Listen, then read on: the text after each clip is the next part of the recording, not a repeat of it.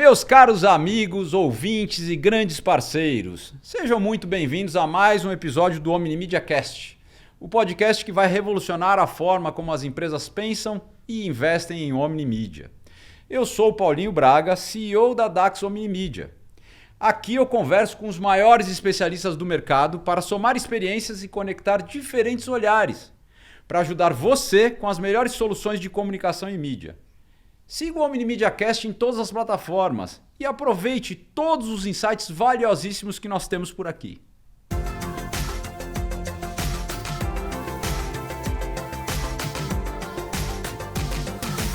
E para conversar comigo sobre como a identidade digital pode melhorar a experiência do cliente, vou receber uma amiga e convidada muito especial, com uma jornada profissional marcada por pioneirismo e grandes mudanças. Gabriela Onofre é vice-presidente de comunicação e marketing e sócia da Único desde 2019. Com mais de 20 anos de carreira, Gabriela liderou a estratégia de construção e expansão de marcas internacionais em empresas como P&G e Johnson & Johnson. Gabi foi eleita uma Women to Watch 2020, lista do portal Meio Mensagem que reúne as profissionais de comunicação e marketing destaque do ano. Oi Gabi, seja muito bem-vinda ao Omnimedia Cast. É uma honra ter você aqui conosco hoje. Obrigada, Paulo. O prazer é meu. Que legal. Eu falei já do seu currículo maravilhoso, tenho super orgulho de você, até porque, para quem não sabe, nós estudamos juntos, né? Na mesma escola, tá vendo que essa escola formou gente boa, né? Não só um pessoal como eu, assim, mas tem muita gente boa que estudou lá. Mas aí, falando um pouco do teu currículo, eu queria que você contasse um pouco para o pessoal que está nos ouvindo e nos assistindo, um pouquinho da tua trajetória, para que você inspirasse as pessoas aí que pretendem seguir essa trajetória do marketing. Conta um pouquinho para a gente da tua trajetória, por favor.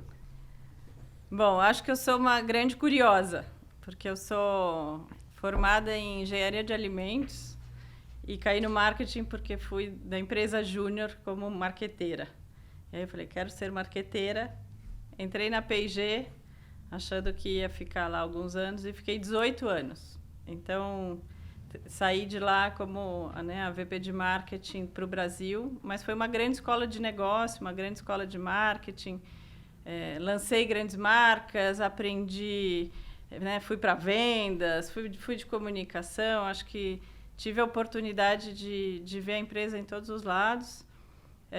Depois eu tive uma passagem pela Johnson's. Também um orgulho fui trabalhar com Sempre Livre, uma marca super querida que ensinou a gente a cuidar da saúde feminina, menstruação, e num momento que a gente está falando disso, né? Quando a marca chegou no Brasil, era um tabu. Então, eu fui rejuvenescer a marca e um trabalho global. Foi super interessante. Mas, depois de um dado momento, eu falei, eu preciso estar onde o mundo está. E o mundo está na tecnologia, o mundo na minha visão, estava nas startups, eu precisava me reinventar. E eu sempre falo isso, vai virar até clichê, mas eu falo, eu estava ficando, não queria ficar a velha no marketing, eu precisava me renovar. Dinossauro. Eu falei, bom, então pelo menos vou ser a velha da startup. E aí, há 3 meses e meio, eu entrei na Único. Na época até tinha um outro nome, era Acesso Digital, encontrei Nossa, parece que faz mais tempo, né? Pois é, que ano de startup, cada ano vale por 7, a gente diz. Claro, a Único hoje é uma empresa completamente diferente de quando eu entrei. Nós somos 10 vezes maior, tanto do ponto de vista de faturamento como de pessoas. Começar que você já chegou lá mudando o nome também, né? Isso. Tem então, mais essa, não era nem Único. Exato. Então, acho que isso tudo faz parte dessa vivência de estar num lugar em que a gente faz, aprende, erra, volta, faz de novo, muito super ágil. E eu acho que foi um encontro aí de almas, né? Diego e Paulinho, que eram os fundadores, estavam querendo trazer gente do mercado para ajudar nessa estruturação e nessa escalada da empresa. E para mim era uma grande oportunidade de aprender, mas foi um monte de mudança, né? Eu vinha do B2C, fui cuidar de uma empresa B2B. Né? Eu vinha de bens de consumo, fui para tecnologia. né? Empresa, serviço, mundo corporativo e mundo de startup. Então posso dizer que foi um chacoalhão aí na minha vida profissional. Muito legal. E achei muito interessante saber que foi proposital, né? Porque eu já ouvi várias histórias de pessoas que fizeram esse movimento, mas que não foi uma coisa proposital e pensada, né? Não, eu preciso me atualizar, eu preciso ir para essa tecnologia, para essa mudança que está acontecendo no mundo, que de fato está acontecendo, né? As maiores empresas, inclusive, a semana passada eu estava vendo um ranking das 25 marcas mais valiosas do mundo, as 10 primeiras é praticamente só tecnologia. Sim, então, e é isso, acho que a tecnologia está presente no dia a dia das pessoas. E a gente trabalha com marketing, a gente trabalha com isso, com relevância, com pessoas. Então, eu quis aprender. Eu acho que a gente, como profissional, tem que estar sempre se renovando, né? O que mais que eu posso aprender, onde que eu posso aprender. E não tem melhor do que, né, aprender na prática. Lógico que é um risco, né? Então, foi planejado, sim. Né? Não foi um processo tão fácil, vamos dizer, porque o meu network todo era nas grandes empresas, nas grandes agências. Então, eu tive que fazer novas conexões nesse mundo, né? Das startups, dos venture capital, me apresentar, as pessoas entenderem por que as minhas competências talvez fossem úteis para uma startup, né? Muita gente falava, mas você só trabalhou em empresa estruturada. Não, mas as empresas que você, né, você trabalhou só em lugares que tem processos. Você é muito sênior, né, para não me chamar de velha, enfim. E aí eu acho que acho que o Diego e o Paulinho viram em mim as competências que podiam ajudar nessa estruturação. A gente, quando olha a carreira para trás, fala, puxa, eu abri tantos novos negócios dentro da P&G mesmo. Né? Eu já era uma intraempreendedora. Então, por que não fazer isso, né, mais na prática, na própria carreira?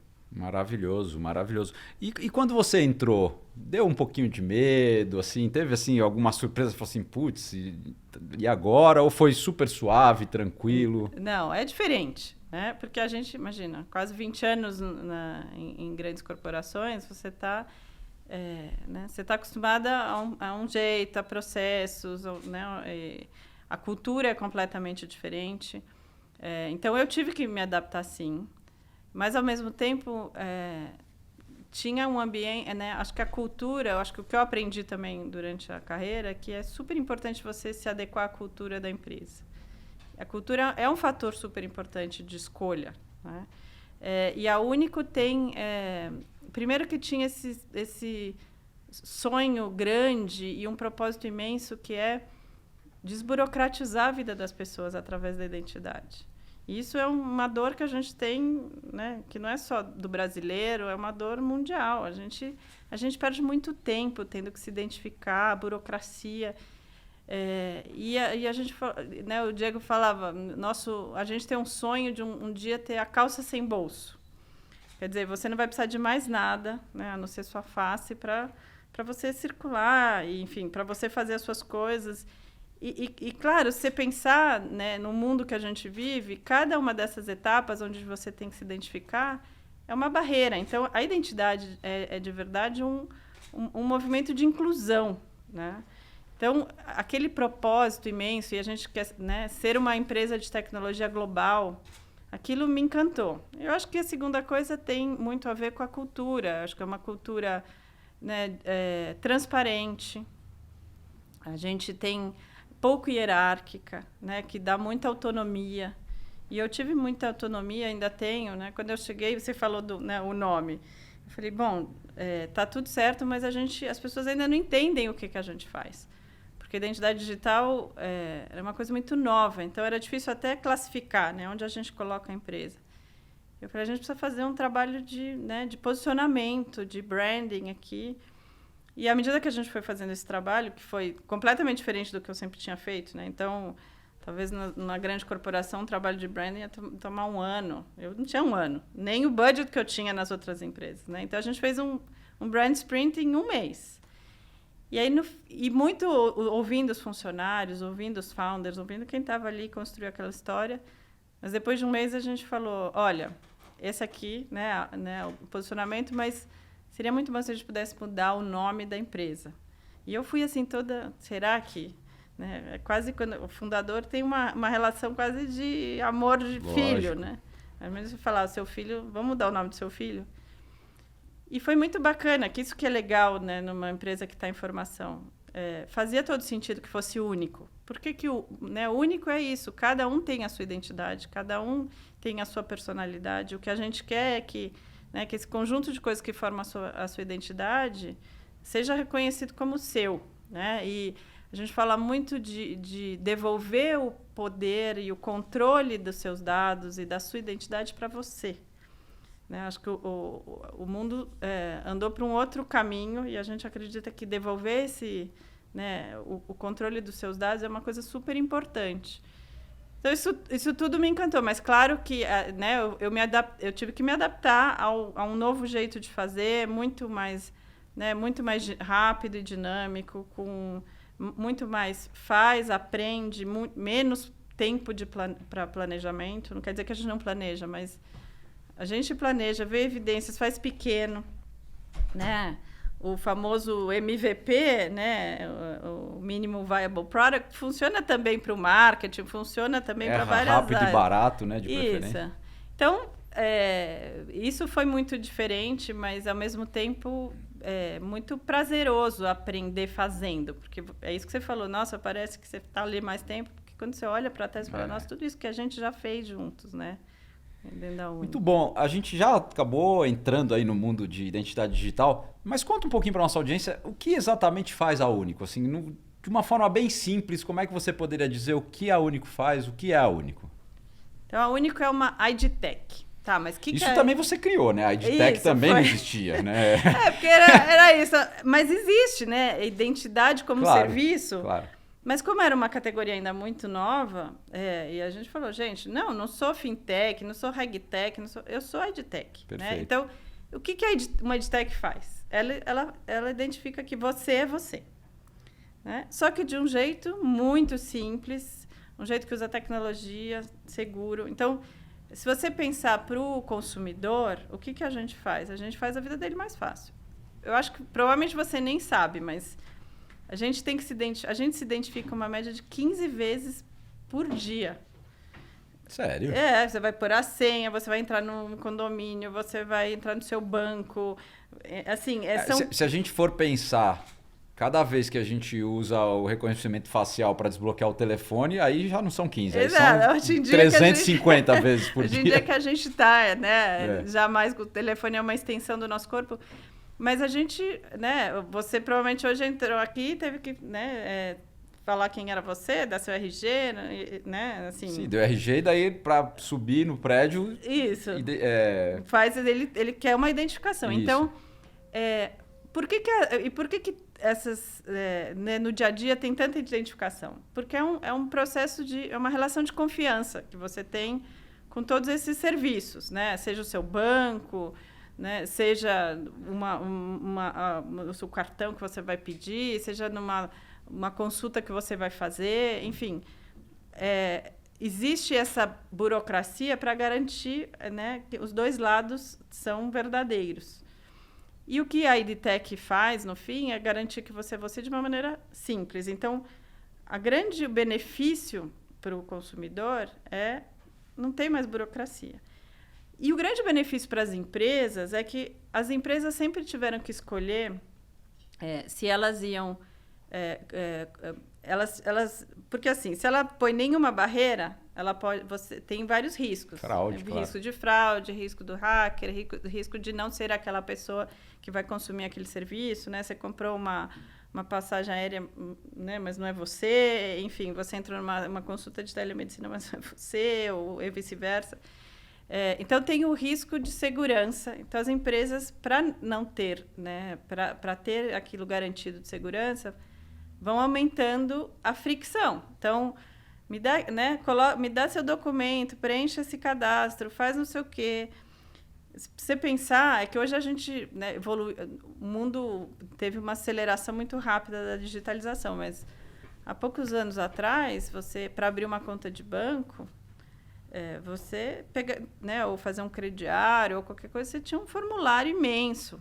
para preencher com vários campos. Depois, eu falo, quando eu abri uma conta de banco, eu fui lá no banco, fiz uma papelada, levei comprovantes, né? Só depois de uns dias o banco me falou se eu podia ser correntista ou não. O consumidor hoje não aceita isso, hoje em dia, né? com uma selfie, que é a nossa tecnologia que está ali por trás, o banco, a gente está garantindo para o banco que você é você, né? É dono daquela identidade, e ele, né, pode, então, abrir sua conta, fazer um empréstimo, dar o seu cartão, enfim.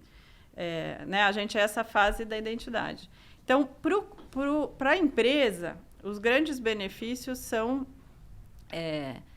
essa não fricção e essa experiência. O que faz? Uma conversão muito maior. Né? Então, eu costumo dizer que a identidade faz duas coisas. Aumenta o seu faturamento e reduz a sua perda.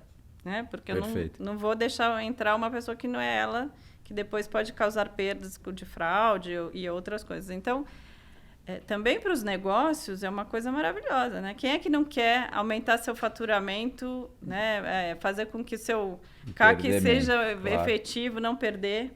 Perfeito.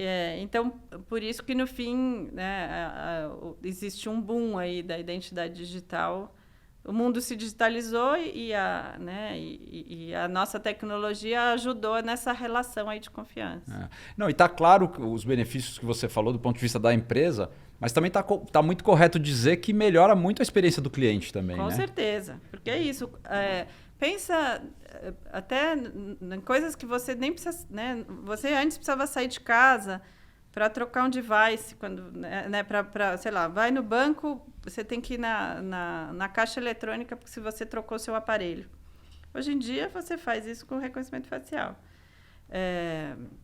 Enfim, tem uma série de coisas. Mesmo se você está comprando alguma coisa online, né, se a gente tem... né, a gente está integrado ali naquele processo...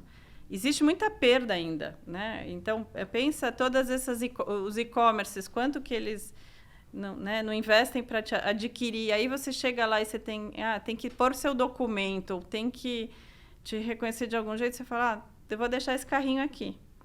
Então, você perdeu aquela venda porque você pôs uma fricção tão grande. Então, é isso. Para o consumidor, quanto mais simples for, né, mais chance dele terminar qualquer transação.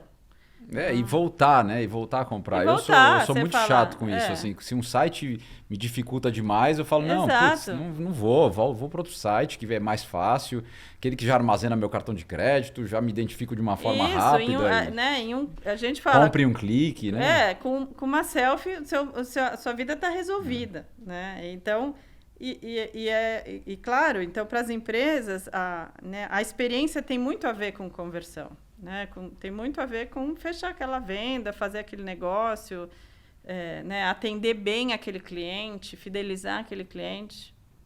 Muito bom. Tá claro que a identidade digital é uma tendência, né? E eu queria que você falasse um pouco de como é que o Brasil está em relação ao mundo, né? No que tange a identidade digital.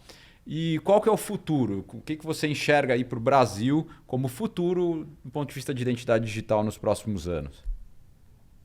Olha, a gente ainda é um país burocrático, né?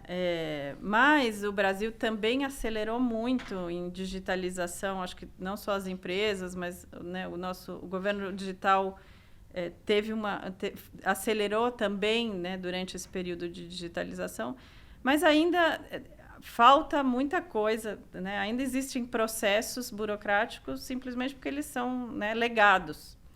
Então, eu acho que as empresas estão fazendo isso de uma maneira... Exatamente porque tem uma dor ali para o seu cliente e ela quer fidelizar. Estou te contando que eu estou lá há 3 anos e um pouco, na Único. Quando eu entrei, era mais difícil ainda. As pessoas falam, mas o que é isso? Hoje em dia, né, já virou um pouco mais... Já está no nosso dia a dia. Isso que você falou. Se eu chegar lá e o cara me pedir 1000 documentos, mas se eu chegar lá e for uma selfie e eu entrar, eu vou preferir. Então, a gente está vendo essa mudança de hábito acelerada. Acho que tem... acho que a gente...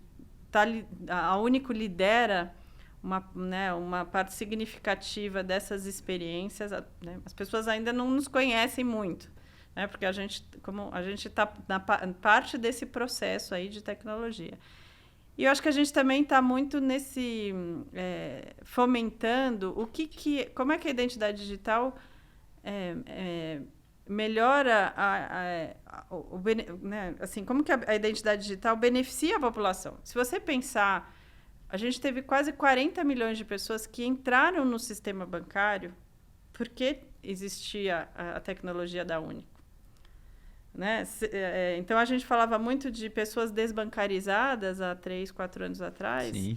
E hoje a gente tem uma porcentagem muito grande da população que já tem, no mínimo, uma wallet, né? Ou algum jeito de fazer. Pensa o Pix, que foi uma coisa, né, sensacional. As pessoas, para terem um Pix, elas precisam ter, né, uma carteira, uma conta. Isso não teria sido possível sem a identidade digital. Porque a identidade digital garantiu essa segurança de que, né, essa pessoa é ela dona dessa conta. Então, acho que a gente está a passos largos. Acho que a gente tem né, organizações que olham isso, e principalmente as empresas estão olhando isso de uma maneira consistente. E acho que cada vez vai ter mais players e tecnologias diferentes para que isso aconteça. Gabi, falando um pouco disso, do grau de maturidade, eu tenho uma percepção assim que as pessoas, às vezes, elas nem sabem a necessidade que elas têm, né? Até que elas tenham contato com aquilo e falam assim, como é que eu vivi sem isso? Né? E eu sei que você tem alguns dados que comprovam, né, que as pessoas já sentem necessidade, né, disso. Conta um pouquinho para a gente. Recentemente, a gente fez uma pesquisa com o Instituto Locomotiva para entender, né, como a identidade digital no dia a dia das pessoas, qual era o peso da identidade, né? E uma das perguntas era, você já perdeu tempo? 98% das pessoas falam, já perdi tempo e dinheiro, né, com a identidade.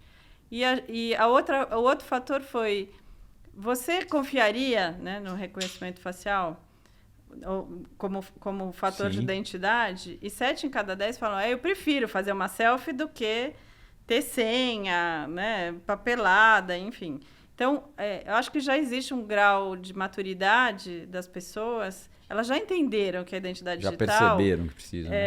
Vai simplificar de uma maneira segura. Então, sim, a tendência para o Brasil, né, está aqui. Eu acho que cada vez mais as pessoas estão adotando, as empresas estão adotando. Acho que é um caminho sem volta, né? A gente tem visto que identidade digital é um grande motor, né, de crescimento para as empresas, para as pessoas, um grande motor de economia, né, para o país. Muito legal, muito legal. E falando assim um pouco de mundo também, eu estou sabendo que vocês vão estar na SXSW, né? Falando sobre o tema. Conta um pouquinho para a gente o que é, por que vocês vão estar lá e um pouquinho também do evento, se você puder explicar. Então, a SXSW é um grande evento de inovação que acontece em Austin e traz tendências sobre, né, assuntos diversos. E nós vamos estar lá para falar dos paradigmas da identidade digital. Então, a gente está nesse, né, acho que como nós somos a maior IDTech do Brasil. Acho que a gente tem uma grande responsabilidade também de pautar o que é a importância da identidade e como ela deve ser. Então, a gente fala, né, falei um pouco para você no começo sobre o controle dos dados, devolver isso para as pessoas. A gente fala muito também de privacidade. A gente sonha com um mundo que você precise circular o menor número de dados possível sobre você, né? E idealmente, até não circular, né? Então, por isso que a gente fala que os nossos produtos têm que ser criados né, com privacidade by design, ou seja, quando a gente está desenvolvendo o produto, a gente tem que pensar na privacidade. Isso aqui, né, o que está acontecendo com os dados? Eu estou devolvendo o controle para os usuários. O usuário sabe onde estão, né, os dados, ele tem o controle disso. Esse aqui é o mínimo de dado possível que eu preciso pedir para garantir a identidade dele. Então, né, nós vamos estar com a nossa pesquisadora de privacidade, vai ser uma das panelistas. E eu acho que isso é um dos lugares onde a gente está. Então, além da SXSW, nós somos parte do World Economic Forum e sentamos num comitê que chama Digital Trust. E ali, de novo, é um comitê técnico que está discutindo os padrões mundiais sobre a identidade digital e outras tecnologias digitais que são tendência no mundo. Então, é claro que a identidade digital veio para ficar. Sociedades que são mais digitalizadas, a gente vê, né, que tem uma economia mais forte. Então, o próprio caso da Estônia, isso é um caso que tem mais de 20 anos. Mas quando a gente compara o que aconteceu com a economia da Estônia, desde que eles começaram a ter a identidade centralizada e ter, né, os serviços baseados na identidade, o PIB cresceu mais de 7 vezes. Né? Se compara com o Brasil, a gente meio que andou de lado nesse mesmo período. Então, a gente acredita muito na identidade digital também como esse motor que vai mudar a dinâmica, né, do mundo, vai mudar a dinâmica entre as pessoas, entre as empresas. E que bom que a Único é uma dessas, né, está liderando isso aqui no Brasil. Que legal. Bom, a nossa audiência aqui ela é muito interessada em estratégias de marketing, mídia, campanhas. E vocês, no final do ano passado, lançaram uma primeira campanha, né, para divulgar, para que a marca Único se tornasse conhecida e também até uma campanha para divulgar um pouco o conceito de privacidade, né? Queria que você contasse um pouquinho para a gente de onde surgiu essa ideia dessa primeira campanha, se era uma necessidade. E conta um pouco para a gente qual foi essa estratégia. A Único tem muitos produtos. E a gente tem um produto para você comprar um carro de maneira digital, a gente tem um produto para você entrar numa empresa sem fricção nenhuma, sem ter que levar a papelada. A gente tem um produto que está presente na sua vida, você está abrindo uma conta de banco, quando você está fazendo transações. E é muito difícil você explicar o que, né? Mas o que tem tudo isso a ver? Porque, no fim, isso é sobre a identidade digital. Então, a gente, com a assessoria da N Ideias, fizemos uma campanha para explicar para o nosso cliente também qual que é o impacto na vida do consumidor dele. E, no fim, o grande benefício é esse benefício da simplicidade. Né? Então, veio o mote da campanha, que é o seu cliente faz em segundos o que levava horas. É exatamente isso que a gente estava falando. Né? Você desiste que se leva horas, você vai para outro. Então, foi uma campanha em que a gente contou um pouco de tudo isso, né? E chamava exatamente Isso é a Único. Isso é único. Né? Contar o que é identidade digital, contar que a gente é líder em identidade digital. E é o começo, vamos dizer, dessa construção da categoria e da associação da categoria com a Único. Maravilhoso. E vocês tiveram grandes desafios com essa campanha, né? Primeiro que quando se fala de B2B já não é muito fácil, né? Você está na mídia porque é um target mais difícil de se alcançar. Né? Você tem um produto novo, né? Então vocês tiveram diversos desafios. Qual foi a tua leitura? Você acha que vocês conseguiram atingir os objetivos almejados?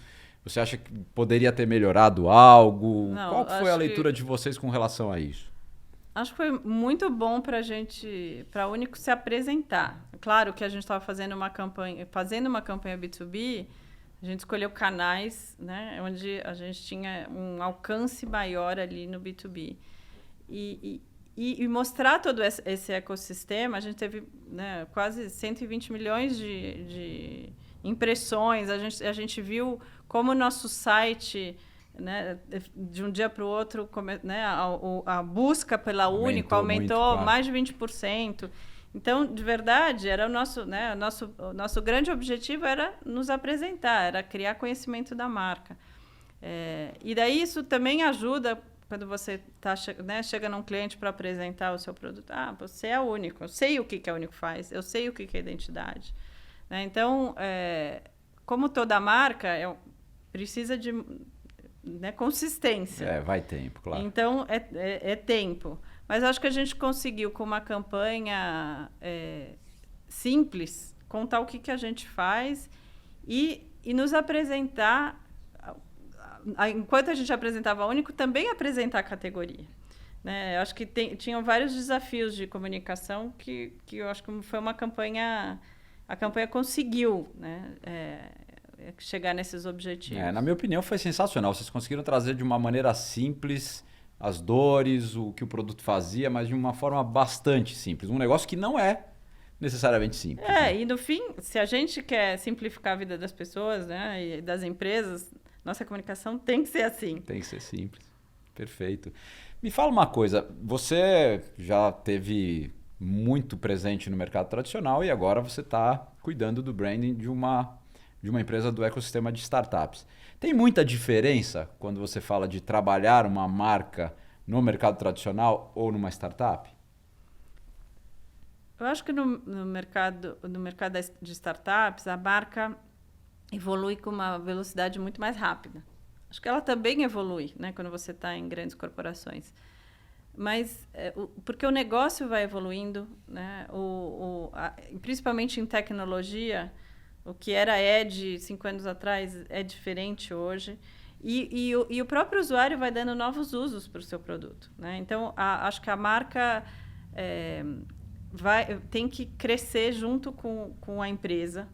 Então, branding é uma coisa que, né, desde o dia 1, a gente, né, quando eu cheguei lá, a gente já começou com branding e a gente continua, né, novos produtos. Então, e como é que a gente pensa na família? Enfim, é super importante ter consistência, né? Principalmente no nosso caso, que a gente está criando uma categoria. Perfeito, maravilhoso. E vocês, na campanha de vocês utilizaram bem o conceito de omnimedia, né? Que é até o nome do nosso podcast aqui. E vocês tiveram aí um planejamento que conseguiu integrar todas as mídias de maneira muito inteligente.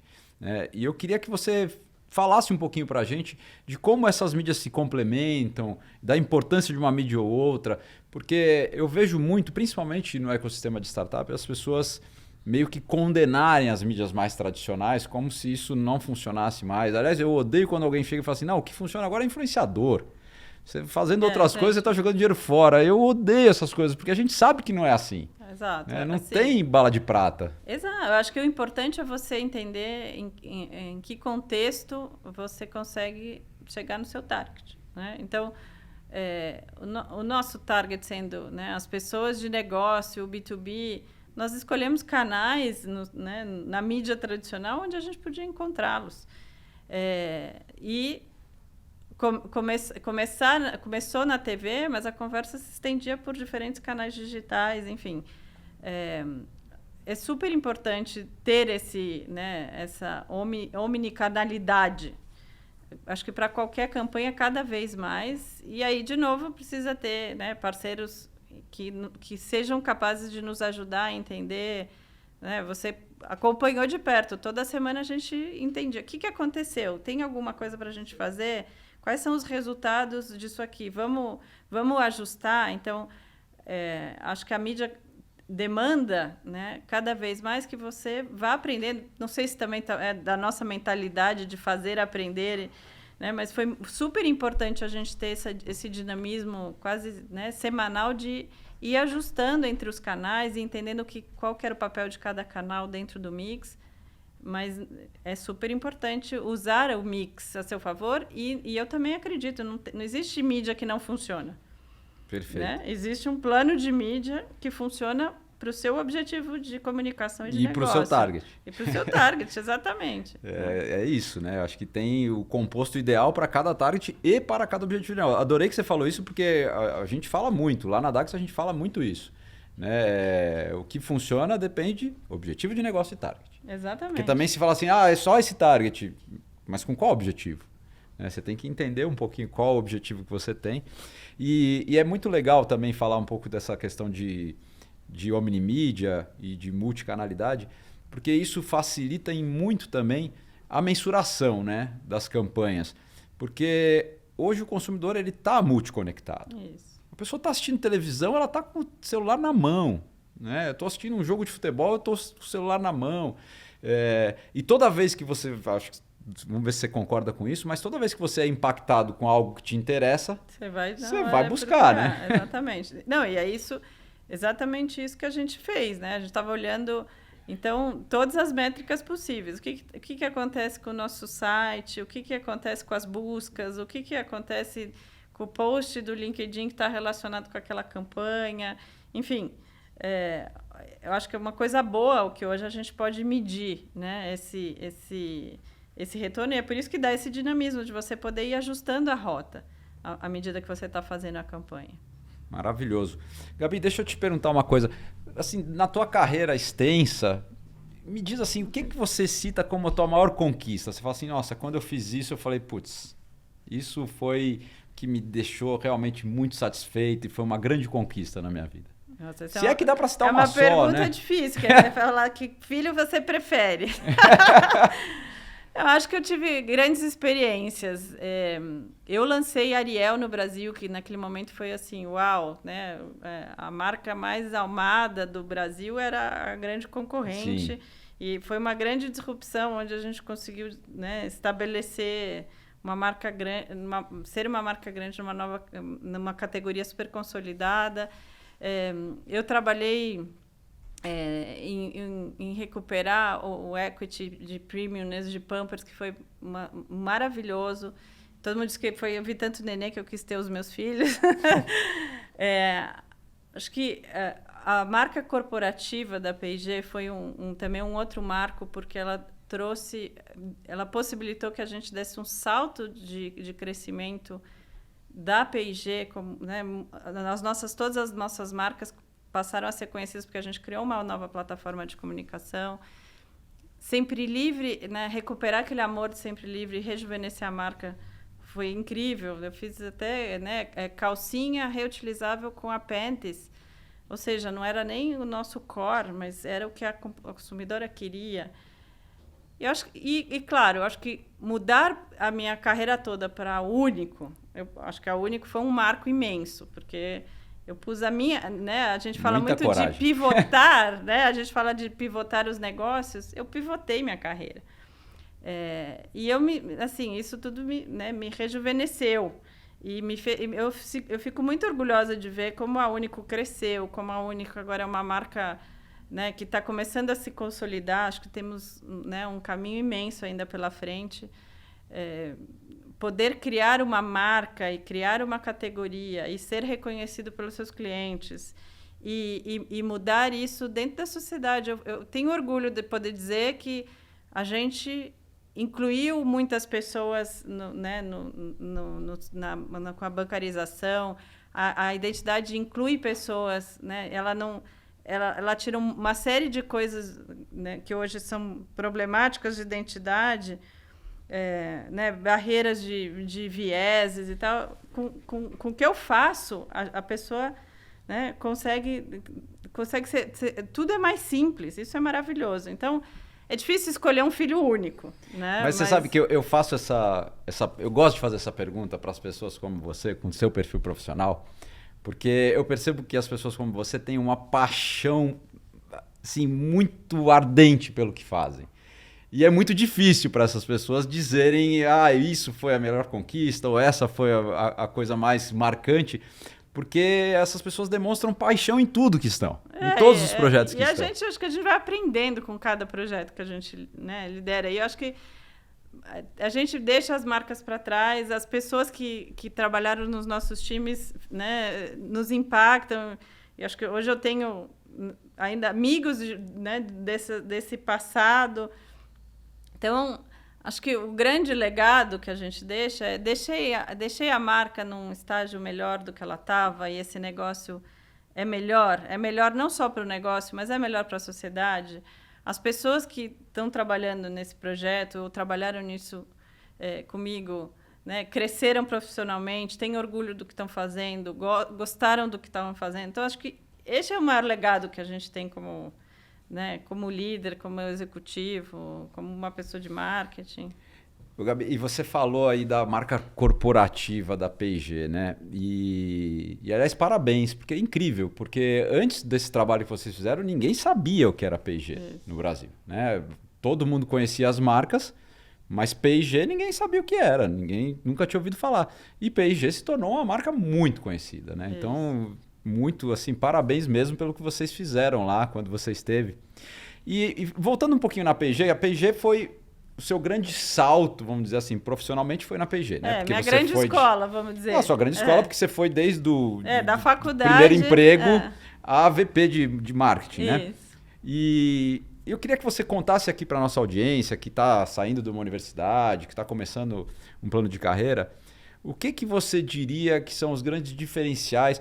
Porque a gente ouve pessoas que trabalharam 18, 20 anos numa empresa, mas que não conseguiram, né, subir tanto assim.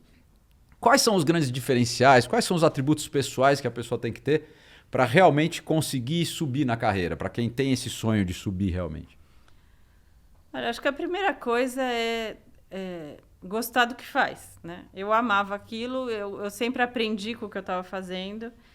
E eu acho que eu tinha um pouco dessa coisa, dessa curiosidade. Então, fui topando novos assignments dentro da P&G, porque eu queria aprender. Então, e hoje eu tenho 20 e tantos anos de carreira e me sinto ainda aprendiz, né? Então, eu acho que essa primeira coisa, essa sede por aprender e se desafiar. Eu não tive uma carreira tradicional dentro da P&G.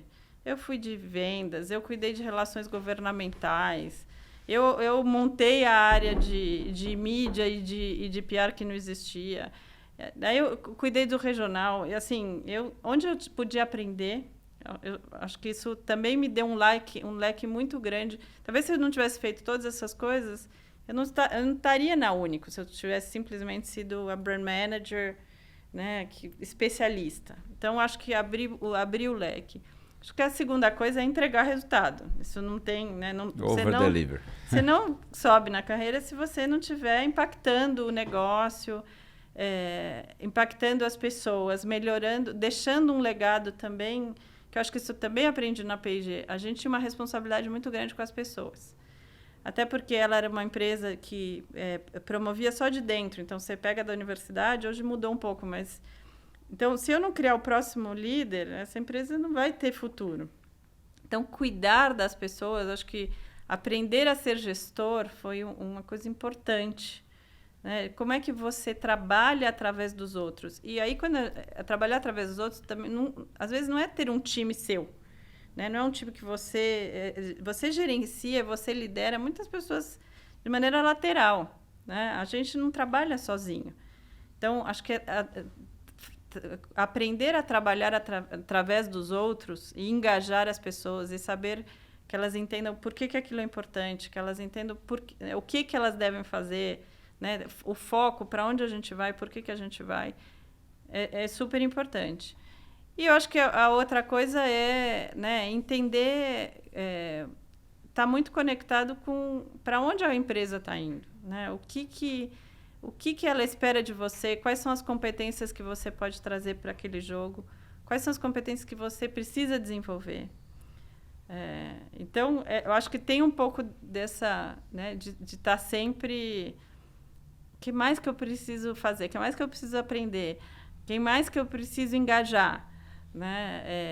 É quase, né, um sentimento de preciso ser continuamente né, a gente fala de lifelong learning, é exatamente isso. Eu acho que né, eu tive essa possibilidade até o momento que eu falei, tá bom, então onde mais eu posso aprender? Então eu vou aprender de uma outra cultura. Eu acho que uma das coisas que me fez pular para Johnson foi, cara, se eu não sair daqui da Procter, eu já estou aqui há quase 20 anos, sei apertar os botões, todo mundo me conhece, já sei como é que funciona. Eu quis me desafiar a uma nova cultura, né? Eu quis me desafiar a cuidar de um negócio global, que era uma coisa que eu ainda não tinha feito. E aí, depois eu falei, tá bom, e agora? O que mais? Né? Então, acho que a gente está sempre entendendo qual que é o próximo passo. É super importante para também essa energia, né, ela continuar alta. Maravilhoso. Eu adorei que você falou que a gente pode liderar lateralmente falando, né? Não somente... E eu achei isso fantástico, porque de fato é isso, né? Às vezes a tua área ela depende da boa atuação de uma outra área para funcionar bem. Então, eu estou na área comercial, eu dependo de uma área de logística que faça uma logística bem feita, senão eu não vou conseguir atingir as minhas metas. E aí você consegue engajar essas pessoas, por exemplo, dessa outra área, né? Motivá-las, né? Trazer quais são os êxitos que nós vamos ter conjuntamente. E isso é uma espécie de liderança, né? A partir do momento que isso é liderança. Exatamente. Então, né, eu costumo dizer, você não precisa ser gestor para ser líder. Perfeito. Né? E eu acho que desenvolver a liderança é isso, as pessoas conseguirem entender a sua visão, para onde você está indo, elas conseguirem se energizar com aquilo que você está propondo, elas estarem engajadas no seu projeto, né? Elas estarem focadas em entenderem o que é sucesso da execução, o que significa impacto. Então, tudo isso é liderança. Você não precisa necessariamente ser chefe de alguém para que isso tudo aconteça. E a questão de aprender sempre é sensacional. E depois que a gente vai ficando um pouquinho mais velho, a gente vai entendendo o quanto isso é não só importante, como gostoso, né? Como é prazeroso você aprender coisas novas, né? Eu acho que quando você quando você é jovem, às vezes, né, a gente tem medo de mudar. É um fato, a gente é humano, né? Então, e agora eu olho para trás e falo, que bom que eu mudei tantas vezes, né? Talvez devesse ter mudado mais, né? Eu falo, puxa, eu devia ter ficado mais tempo em vendas, por exemplo, né? Porque talvez se eu tivesse feito um assignment em finanças, teria sido bacana. Então, mas ao mesmo tempo eu olho para frente e falo, nossa, tenho tudo isso para aprender ainda, né? Você sabe que o meu sonho, o dia que eu puder me aposentar, que eu vou me aposentar um dia, né? Eu imagino que sim. Mas o dia que eu puder me aposentar, qual que é a minha ideia? É me dedicar a atividades esportivas, que eu adoro, atividades físicas, e ensinar e aprender. Ou o contrário, aprender e ensinar. Porque isso é uma delícia, isso é uma coisa que eu quero fazer até o meu último dia da vida. Aprender e ensinar. E principalmente se forem coisas mais diferentes do que eu sei hoje ou do que eu aprendi até hoje. Porque isso é muito legal, né? Aprender novas culturas, conhecer outras coisas que você nunca viu. É fantástico. Eu acho que a gente tem que manter aquela curiosidade da adolescência, de quando a gente é jovem, a gente tem que manter isso aceso, porque é isso que vai pôr a gente para frente para continuar aprendendo. E hoje é fácil, né? Total. Hoje é muito mais fácil aprender, né? A tecnologia trouxe aí... disponível, né? O mundo está disponível. Exatamente. Essa que é a verdade. Exatamente. Né? É um clique, muitas vezes. Perfeito. Gabi, eu quero te fazer uma última pergunta. Você sabe, eu sou um grande entusiasta das mulheres, do empreendedorismo feminino, das mulheres nos cargos de liderança como executivas. Tem alguns que dizem que eu advogo em causa própria porque eu tenho 2 filhas. Enfim. Que bom! Enfim, mas eu sou um grande entusiasta e eu queria então que você dissesse um pouco dessa questão da mulher. A gente sabe que hoje está bem mais fácil, as mulheres estão extremamente reconhecidas. Já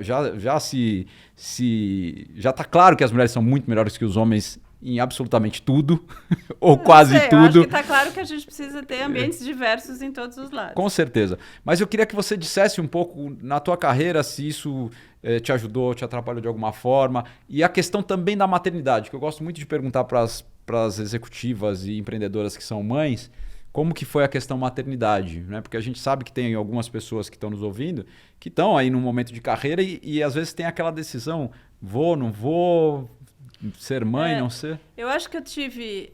primeiro, eu nunca me vi, né, diferente por ser mulher. Por exemplo, eu fiz engenharia e normalmente um curso com poucas mulheres. Mas isso não me impediu. Eu gostava de matemática, eu gostava de física, de química, então acho que vou ser engenheira. Então, lógico, um ambiente mais masculino em geral, mas isso nunca me impediu de dar os passos que eu precisava dar. Acho que eu tive uma sorte de ser criada numa corporação que já entendia isso. A P&G sempre entendeu o poder da diversidade e eu tinha liderança feminina desde o dia que eu cheguei, né, na P&G. Talvez um pouco à frente do seu tempo, mas isso foi muito bom, porque eu tive chefes mulheres, chefes homens, mas eu tinha inspiração, né? A gente teve, por exemplo, uma brasileira que chegou, era presidente dos Estados Unidos, da P&G dos Estados Unidos, que era quase metade do faturamento da empresa globalmente. Uma mulher, né? Casada, com 2 filhos. Então, você fala, puxa, se é possível, né? Primeiro é possível. Depois a gente tem que ver se a gente quer, né? Que eu acho que é a segunda coisa. E durante essa trajetória, eu também percebi que era importante, tudo isso que eu tinha delas, era importante eu devolver. Então, quando a gente falando de maternidade, quando eu tive meu primeiro filho, e agora vai fazer 18 anos, então tá, né, já faz um tempinho. Quando eu voltei, quando eu saí de licença, eu fiquei muito na dúvida se eu queria voltar a trabalhar. Porque parecia que eu tinha sido feita para ser mãe, né? E isso entrava em conflito com o trabalho. Mas depois de um tempo de licença, eu falei, gente, mas eu vou ser muito melhor mãe trabalhando. O trabalho me deixa feliz. Então, eu, por exemplo, usufruí de uma política que a P&G tinha de trabalhar meio período até a criança fazer 1 ano. Você podia trabalhar meio período e ganhar meio salário. E todo mundo falava, não vai dar certo, não vai dar certo. Ninguém fez isso, a política existe. Mas eu falei, não, vai dar certo, eu vou fazer dar certo. E aí, o fato de eu ter conseguido fazer isso abriu uma janela imensa. Muitas meninas vieram me pedir mentoria. Mas como é que você conseguiu fazer? Mas como é que foi o seu processo, né, para tomar essa decisão? E como é que você consegue lidar com as duas coisas? E aí eu percebi a minha responsabilidade de devolver. Então, eu liderei um grupo, pus um grupo de liderança feminina dentro da P&G, porque a gente via, por exemplo, que mesmo numa empresa que já era mais aberta, chegava nessa fase que você normalmente está ascendendo na carreira. Aí é uma fase que você, né, eventualmente vai ser mãe. Tem muita coisa e ali a gente perdia muita liderança. Então, eu sempre me envolvi, dali em diante, eu sempre me envolvi, né, com o tema de lideranças femininas, porque eu acho que a gente tem que ter um olhar para a diversidade. Então, lideranças femininas, diversidade de raças, diversidade de backgrounds, cada vez mais lugares diversos trazem mais inovação. Eu fui percebendo isso ao longo da minha carreira, né? Então, se eu tive o benefício de ter apoio, então eu devolvo esse apoio hoje, né? A gente na Unic, por exemplo, a gente tem né, a Liga da Diversidade, que foi também uma coisa que a gente começou junto com a organização, quando eu estava cuidando de cultura, né? E hoje cada uma dos grupos de afinidade tocam a sua própria agenda e tem a voz junto com a gente. Eu acho que é cada vez mais importante que a gente devolva. Hoje eu sou mentora de muitas mulheres, sou mentora de fundadoras mulheres. Não é nada, né, pessoal, não é porque não é dos homens, mas acho que tendo exemplo, a gente tende a ser uma referência, né? Então, é isso. Se eu posso aprender, eu aprendo com elas e elas aprendem comigo, né? Então, acho que não é fácil, né, a maternidade, ser mãe. A gente vai, à medida que a gente vai amadurecendo, vai tendo mais pratinhos. Então, eu digo que também a gente vai exercendo, né, o desapego. Eu não sei o que eu vou jantar hoje, entendeu? Eu sempre tive uma gaveta de presentes. Agora que tem Rappi e tal, tá um pouco mais fácil, né? A gente pede, mas vai ter uma festinha amanhã. Eu tinha uma gaveta de presente, tá aqui. É menino ou menina, tá? E gente, às vezes meus filhos falavam, mas mãe, meia de novo, eu já dei essa meia no ano passado. Eu falei, mas é uma meia bacana da estância, eu sempre, né? Mas é assim, desapego, eu não vou ter controle sobre aquilo, né? E tudo bem, né? E os meus filhos também foram entendendo que aquilo era menos importante do que, das minhas conquistas profissionais, de eu poder, por causa da profissão, ter outras coisas com eles, enfim. Então, eu acho que a gente, à medida que a gente cresce e amadurece, vai aprendendo que não dá para controlar tudo. Então, fica tranquila. Maravilhoso. E eu ouvi uma coisa também muito tempo atrás, quando eu fui ser pai, eu ouvi uma coisa que me marcou demais e eu lembro disso a vida toda. Não é sobre o tempo que você está com o seu filho, mas é sobre como você está com o seu filho no tempo que você está com ele, né? Então, não é estar o tempo todo com o seu filho. Mas quando você está com ele, por menos que seja, você está realmente com ele, né? É isso que interessa, é isso que importa. Eu tinha algumas coisas. Eu ponho na agenda sempre coisas dos filhos. Né? Então eu punha na agenda balé, natação, pediatra, dentista. Então é uma coisa da minha agenda. Como uma outra reunião ou Perfeito. como um projeto que eu tenho que entregar. Foi o meu jeito de gerenciar, né, esses pratinhos. Enfim, acho que cada um acha o seu próprio, né, a sua própria maneira, mas é isso. A gente tem que estar com o tempo de qualidade e estar nos momentos importantes. Eu acho que para mim isso sempre fez diferença. Perfeito. Parabéns, Gabi. Parabéns pela carreira maravilhosa. Parabéns pela família linda. E Obrigada. muito obrigado por estar aqui com a gente nesse episódio do Omni Media Cast. Obrigada. Obrigada a você. Parabéns, né? Que seja cada vez mais sucesso o teu podcast. E vou aprender com os outros que passarem por aqui. Muito bom. Obrigado. Obrigada. É isso aí, pessoal. Eu espero que vocês tenham gostado tanto quanto eu desse episódio maravilhoso. Uma chuva de conteúdo da minha convidada aqui hoje. Foi um prazer ter a Gabi aqui no Omni Media Cast. Vamos ficando por aqui. E para você não perder nenhum episódio e ficar por dentro de conversas ricas e exclusivas, siga o nosso podcast nas redes sociais, @OmniMediaCast. E até o próximo episódio.